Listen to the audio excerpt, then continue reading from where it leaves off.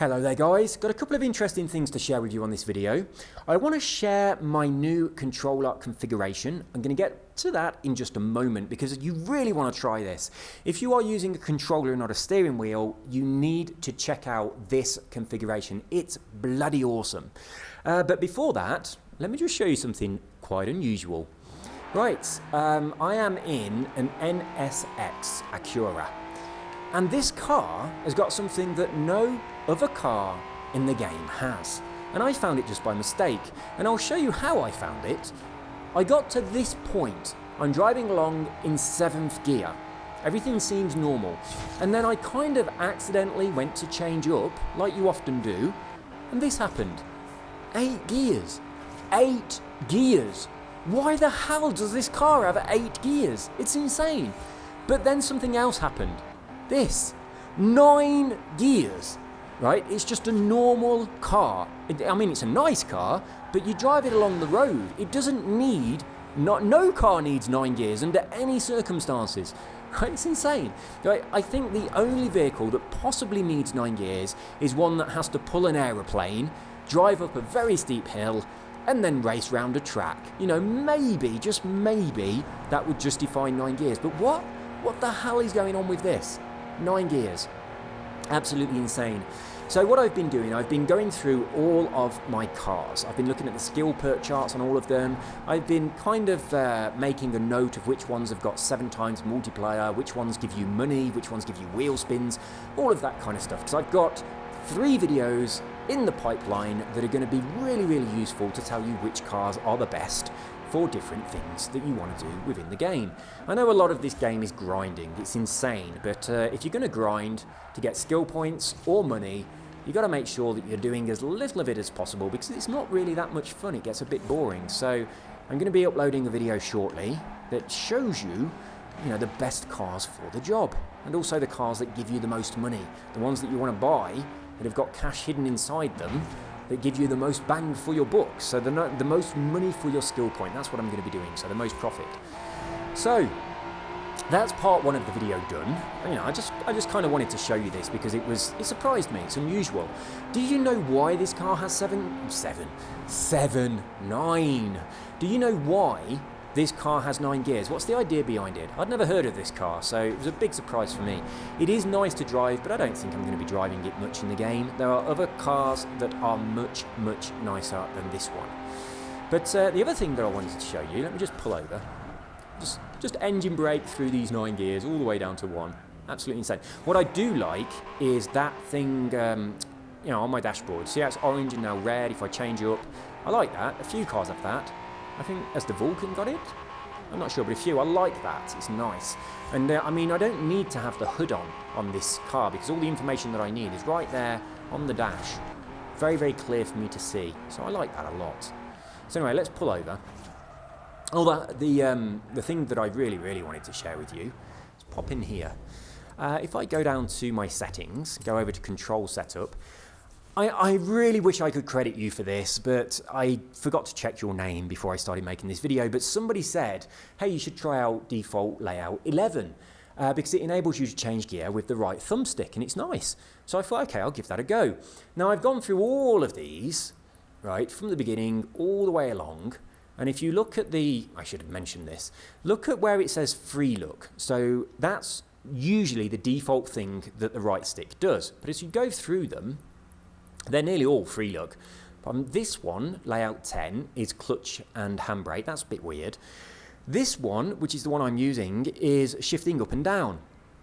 Now it feels absolutely amazing. It feels so right and completely intuitive. It's so nice. You don't get up and down mixed up. It's like, the way it is not the way you might expect. You actually push the right thumbstick down to change up. But that feels right, because when you change in a normal car from 1st gear to 2nd gear, you pull it towards you. And that's what you're doing here. You're pulling the stick towards you. When you change from 3rd to 4th, you pull it towards you. It feels so right. It feels good. You pull the stick towards you, it changes up gear. You push it away from you, it changes down gear. It's so intuitive. So I really urge you to check this out. It's beautiful. Somebody else mentioned this one. I've not tried it. I think I will, but I like that other one. I really like it. But this one enables you to have the gas and the brake on the right thumbstick. So you can accelerate 70%, 80%, as much as you want to. So it stops you from wheel spinning and all that stuff. And also braking, it's much easier to just brake a fraction rather than it just being digital, like on off. Now with the triggers, the left and right trigger, it's very, very difficult to just press them down a little bit. If you want to brake 70%, that's not an easy thing to do on the trigger, but it's very easy on the thumbstick. So, this control setup might be worthwhile having a look. For me, though, that gear change thing is absolutely divine. I love it. I will leave a mention to the person who recommended this. I'll check through my comments. I'll find out who it was that said, hey, check out layout 12. And I'll just have a shout out to you in the more information section, because I do want anyone that tries this and does it, I want them to kind of give you the credit for it, because it's certainly worthwhile doing. And I'll tell you what I'll do too. If you've got a channel that's got anything to do with Forza or any videos whatsoever, I'll also pop in a link to your channel. So as a thank you for showing people this, then maybe some of those people that give it a go and love it might want to check out your channel and subscribe to you. Now, there are a couple of bad things about this setup. First of all, there is no camera. Switch camera. So this here would normally change the position of the switch camera and look back buttons. Now the look back is A, as you can see over there on the screen, but it doesn't change at all. It's always look back, and that really pisses me off. I don't want to look back. I'm not bothered. And if I do look back, I usually use the rear view mirror in my car. I'm in cockpit view. I can just glance at the mirror like real life. I very rarely press the look back button. I'm just not interested in that. But I do often want to change my camera view. Sometimes changing camera view to chase camera makes it easier to see stuff around you, so that's useful if you're looking for a barn find, or you're getting skill points, you want to crash into a lot of stuff. And it's also useful if I want to show you, if I'm recording a video, the car I'm in. I want to show off the car. I mean, I did it with the Atom. I go into chase mode and I rotate the camera around. So, I mean, that's something that's important, but doesn't work on this. Now also, if I want to change the camera, say if I want to change to chase mode, I have to do it inside a menu. And then once I've changed over to that, I can't rotate the camera around, because the stick that would normally rotate the camera is obviously now my gear control. So it's a little bit frustrating on the camera options. In fact, it's really frustrating on the camera options. And also the RB button on this is the handbrake. Now, that when you remember that and you actually use that as the handbrake, it feels good. It's like, because you're pulling on the RB button, it feels more like the natural motion of pulling on an handbrake. I like it. That feels good. But I often press that button by mistake. Now, when that button is changed view, it's an absolute pain in the arse, because I have to then rotate through all of the views to get back to where I wanted to be. But when it's the handbrake, it slows you down. Now, not much, because when you do press it by accident, it's only for a fraction of a second. But if you're going around a corner, you are going to start drifting, which is a bit of a pain in the arse if you don't want to.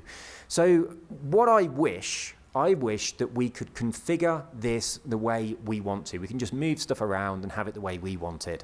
None of these default layouts are actually the way I want it.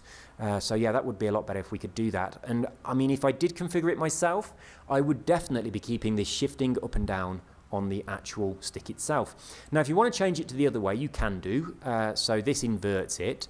I think it feels better to pull it towards you to change up gear and to push it away from you to change down gear. That just feels intuitive. So the other thing I've changed is this. I've turned Anna off and replaced her with telemetry. But I'm not really using the telemetry, because when you turn it on, your minimap disappears, which is a bit stupid, because let me just get rid of all this stuff. It's like, look, there's loads of room on the screen to show my minimap and still have all this information, but no, it's either it's this or this. You can't have both. So that's kind of annoying. And it still says Anna, even though Anna is switched off. Now, I've also switched off my quick chat, which is left on the D-pad. So I've deactivated that. So now that button now does nothing. So it would be nice if I could say, I'll choose that button to change my view. I mean, I'm never going to press it by accident, but it would be really handy if I could use that, so that's a bit of a shame. Now, another problem here. The A button looks back. It does this, okay? Now, the X button looks that way. The B button looks that way. Now, if I drive along, oh, I'm in 8th gear. 8th, I'm in 9th gear. Let's just pop down to 1st. If I drive along for a bit, and then I do a rewind, so I'm going to do a rewind. Oh, I can't. If I turn them off, settings, oh yeah, I turned them off, didn't I? Difficulty. So I was maxing out my difficulty, so I turned my rewinds off. So let's just pop those back on. Accept that.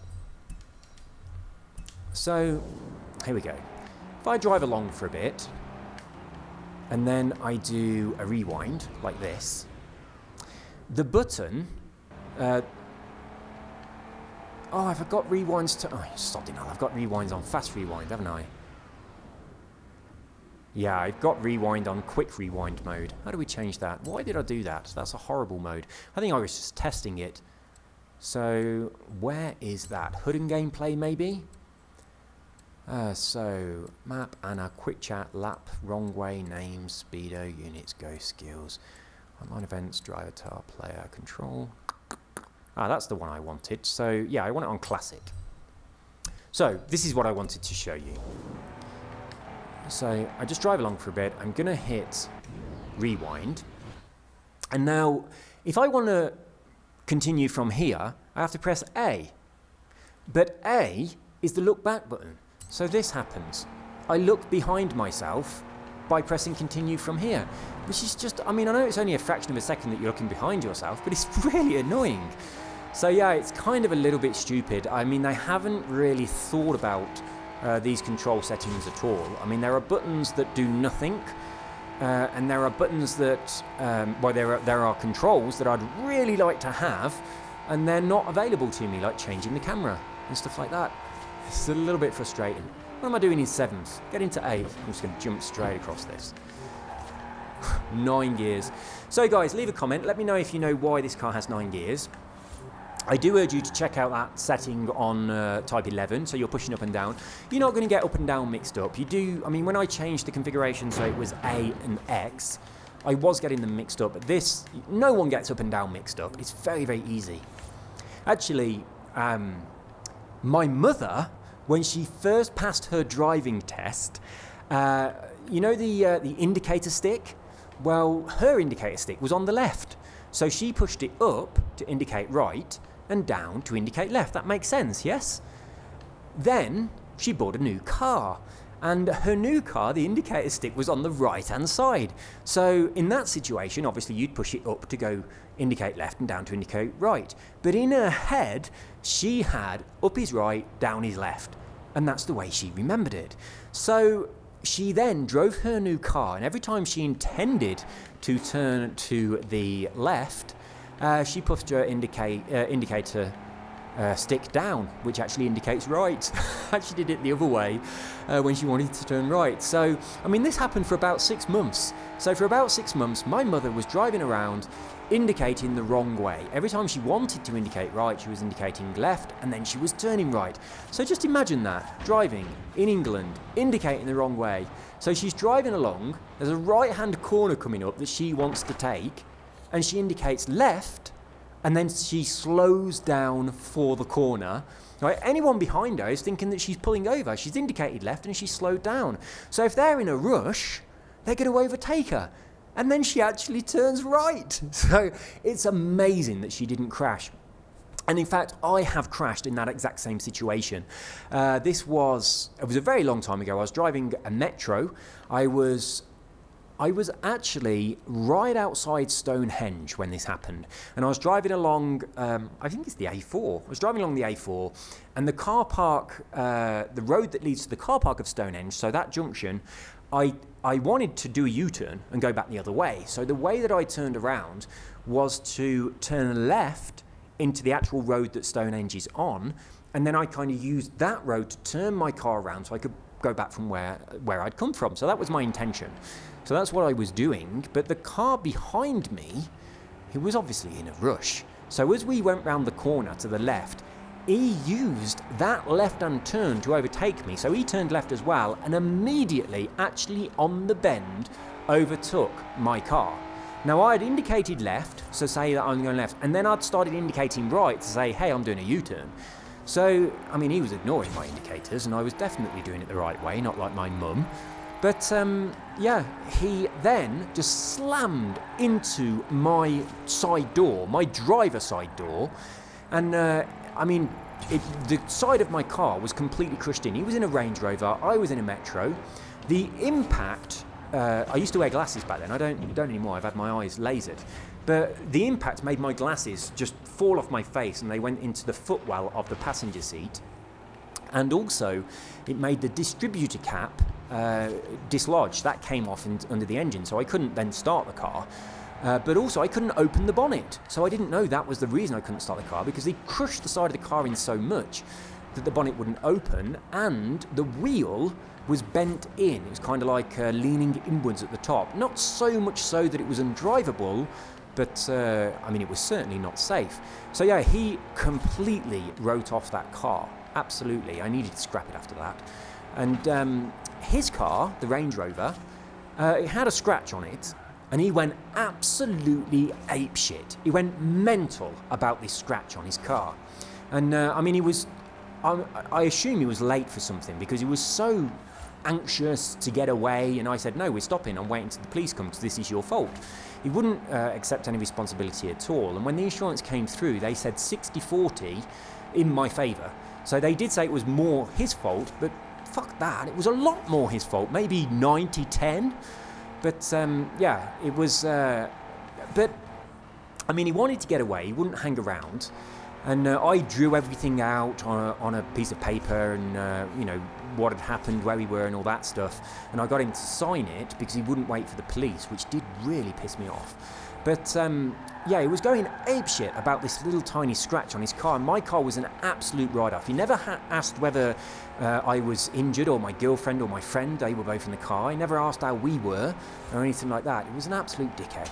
But to make matters worse, he then scratched with his nail the scratch on his car, and it wasn't a scratch on his car. Oh shit. Fuck that up. It wasn't a scratch on his car, it was a bit of my paint that had been transferred to his car, and when he scratched it, it just come off completely. It blew away the paint, and it was completely clean. Nothing at all on his car. It was absolutely untouched. No apology, nothing like that. It just went absolutely ballistic. Now, I was with Direct Line Insurance at the time, and so was he, which you'd think is quite fortunate, because then things get sorted out quicker. But he also really, really, really looked like the guy off the Direct Line Insurance advert at the time. And I think it wasn't. I genuinely think it was that guy. And I think that's part of the reason why they said that it was only 60% his fault. It was so sodding his fault.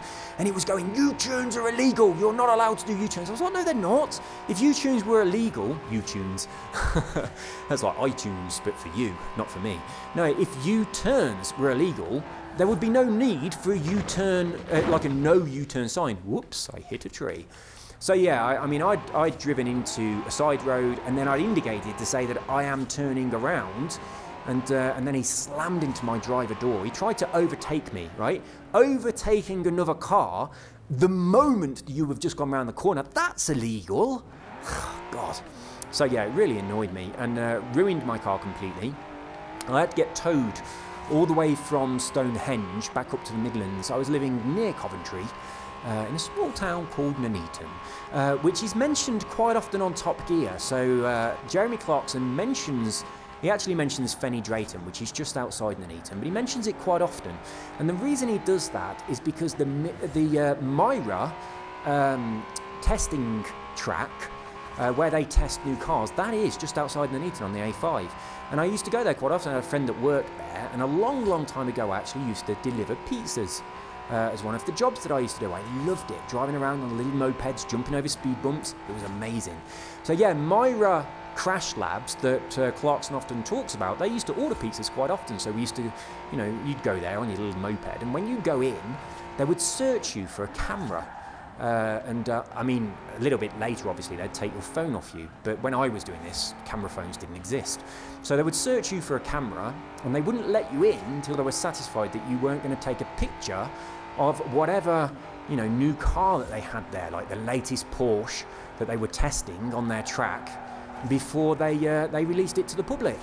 So yeah, I used to very often, I mean, a long time ago now, but very often I used to deliver pizzas to the Myra test track near Fenny Drayton. It's just before Fenny Drayton on the A5. And Clarkson often says, when you're driving past Nuneaton, if you get to Fenny Drayton, you've gone too far. But it's just there on the A5, and it's the secret test lab of Myra. A good friend of mine, James, used to, well, not James, Jamie. Jamie used to work there. He used to order pizzas all the time, and I'd go in there, and as you were going around there, you got to see there was a lot of cars that were underneath like tarpaulins, and quite often you get to see a brand new car that hadn't yet been released to the public. So that was the reason you wasn't allowed to take a camera, so you just had to remember it. So I did see quite a few cars there before anyone else saw them back in the day, just delivering pizzas. So yeah, it was quite exciting. And then when the deliveries came in to the shop from Myra test track, all the drivers wanted it. So all the drivers that were into cars, I mean, I wasn't a petrol head, but I certainly wanted to have a sneaky peek at the latest Porsche or whatever was being tested there.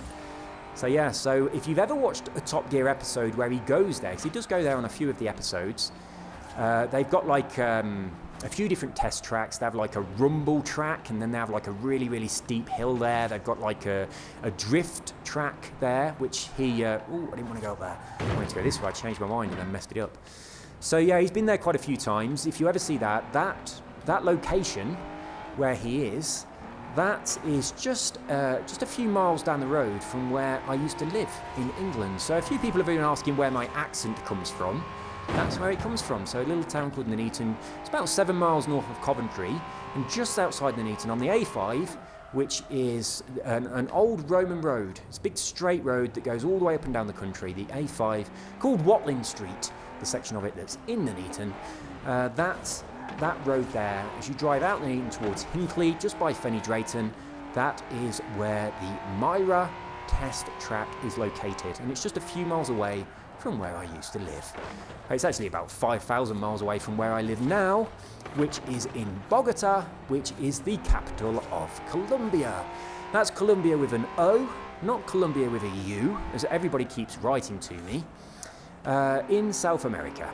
So, not Colombia, where is it? I can't even say it.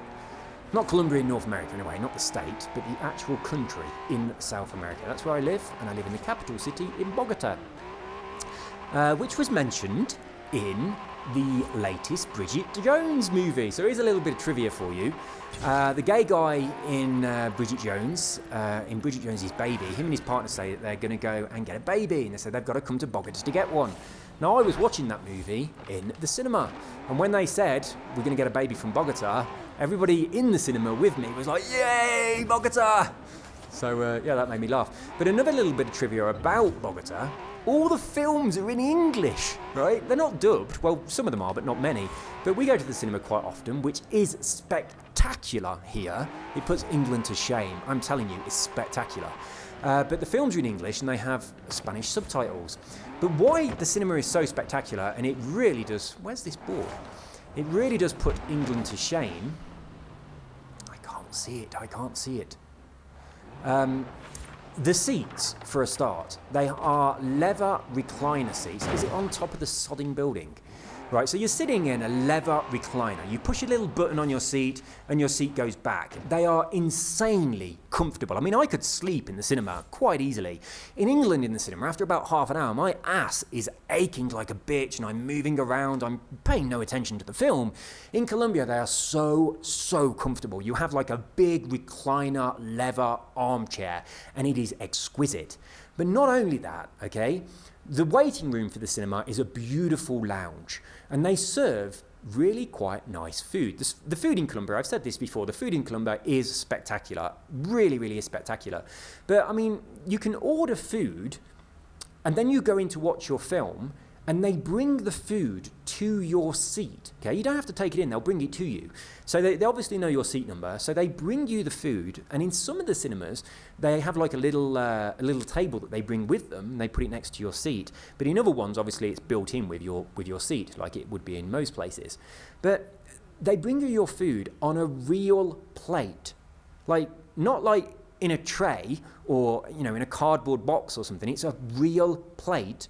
And they bring you a real knife and fork. Now, this doesn't happen at every cinema, but it does happen at quite a lot of them.